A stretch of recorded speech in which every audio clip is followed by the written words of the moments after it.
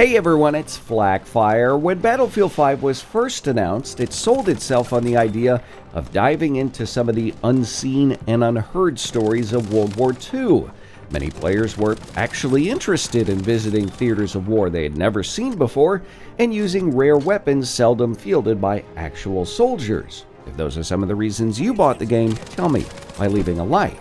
Now, DICE did deliver on some of these promises. Rotterdam was unexpected, and the Last Tiger war story provided a rare glimpse into the experience of an Axis soldier.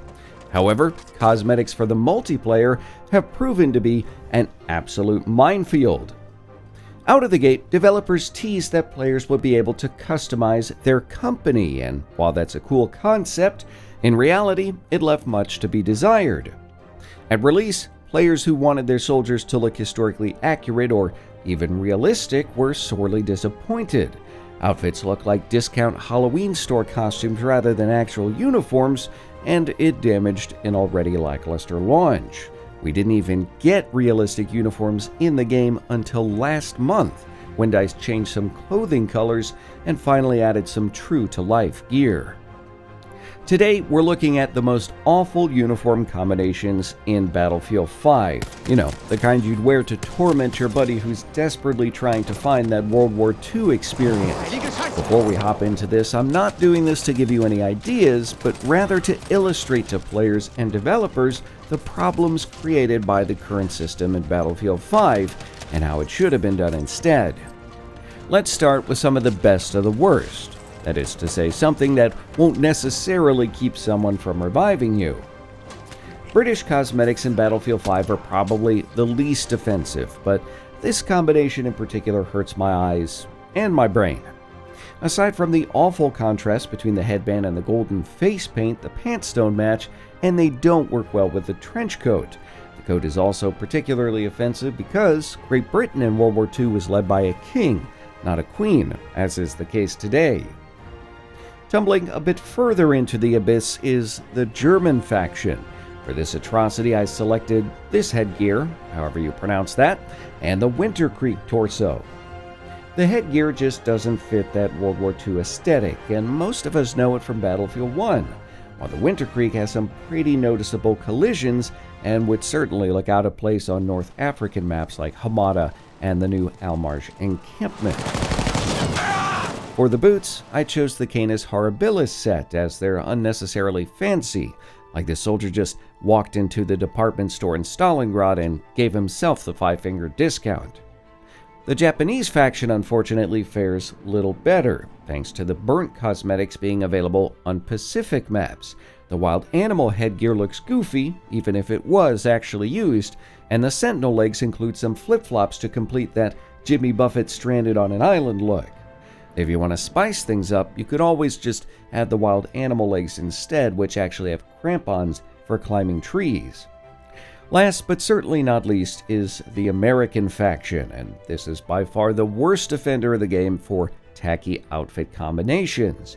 An absolutely horrifying combination includes the Fighting Squid headgear, Real McCoy torso, Troubleshooter shorts, and that ghastly Dragon Spirit face paint. And fun fact, slapping the Dragon Spirit face paint on any outfit will instantly make it worse, guaranteed. And you can equip it on any soldier, regardless of faction. On the flip side, if you're looking for something that's a different type of terrible, there's also this Daniel Radcliffe Guns Akimbo inspired soldier. Now, I'm all for players having control over what their character looks like, don't get me wrong, but at some point, a line must be drawn, and Battlefield 5 is the perfect storm of giving players too much control while offering the wrong kind of cosmetics.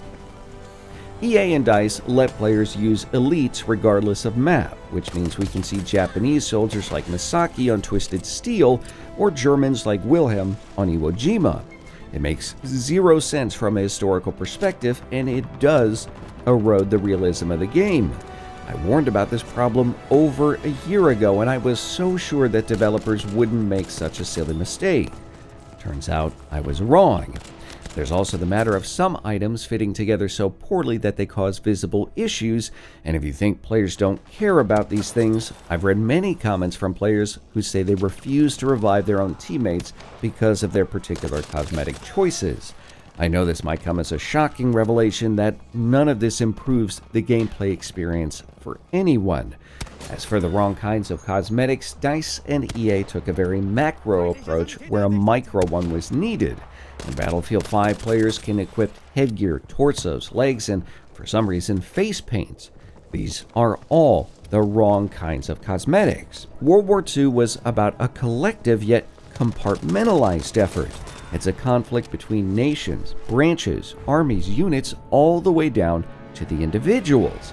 The common thread between all of these things are uniforms, and the idea of something being uniform in Battlefield 5 just doesn't exist. At their core, soldiers in Battlefield 5 should be based on a handful of standard uniforms, which players can then customize. And you might say, well, what kind of customizations could you do with that? I think patches and helmet decals are no-brainers to me. Instead of slapping gas masks on everything, let us decide what to carry. Musette bags, canteens, bandoliers. Give us options. How many belts does someone need? And I'm tired of carrying 3 different magazine pouches for guns my character doesn't use.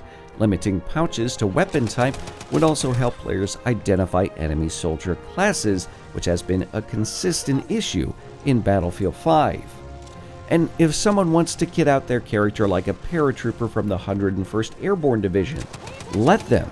If they'd rather be a soldier from the 442nd Infantry Regiment, let them. If they want to play as a generic American soldier, let them. Players of historical video games will pay good money for historical cosmetics, and it's simply mind-boggling that EA and DICE missed the opportunity to offer players something many of them would just happily pay for. Gamers also love collecting things, especially those who love history, and that energy can be channeled into meaningful game experiences. For example, for the Germans, imagine unlocking a patch like the Narvik Shield if you got a kill on land, air, and sea, as it was the first World War II operation involving all of those, or an Eastern Front ribbon for completing 50 matches on a Russian map. Similarly, you could earn your jump wings as an American soldier for completing 30 jumps in the game. The potential here is limitless, and it gives players a personal connection to their characters, and I cannot stress just how important that is. That is one of the driving forces as to why players in video games buy something.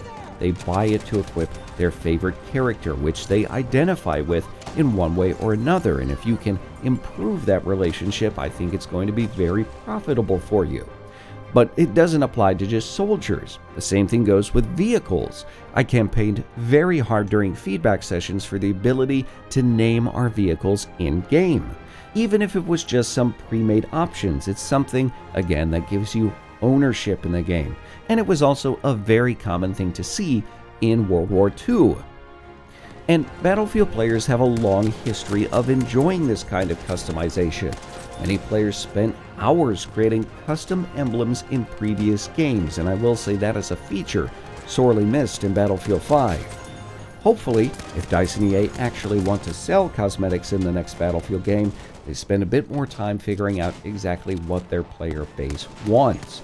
In the meantime, make sure you tell me your best, worst cosmetic combinations in Battlefield 5 in the comments. Also, make sure to show me your most historically accurate combinations. I'll be putting together a video on that as well. You can tag me on Twitter, Facebook, or any other socials using the links in the video description. If you enjoyed this video, leave a like. If not, a dislike. And if you want to support the channel, subscribe and tap the bell for notifications. You can always share the video as well. And as usual, thanks for watching.